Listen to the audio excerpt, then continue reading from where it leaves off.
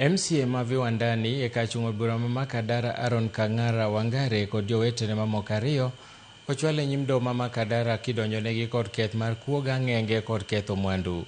Achijego manodagi keth margi e nyim jang'ad bura Julian Ndeng'eri kama wachore ni ne gin moko kuom kweth mar jonjore mane ni kod ywaruok mane oweyo ka jo ohala moro olalo mwanduge.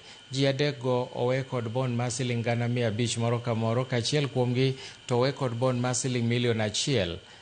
Ka burano ibiro winy kendo tarik 16 Desemba.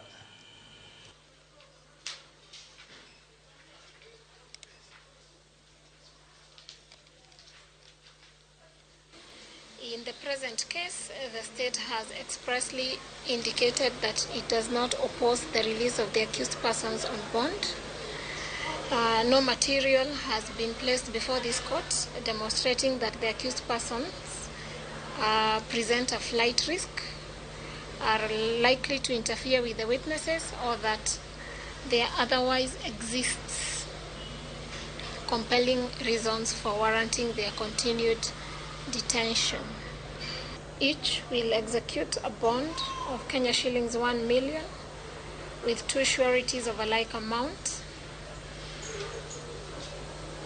In the alternative, each accused person may be released upon depositing cash bail of Kenya shillings 500,000 together with 2 sureties who shall guarantee his attendance before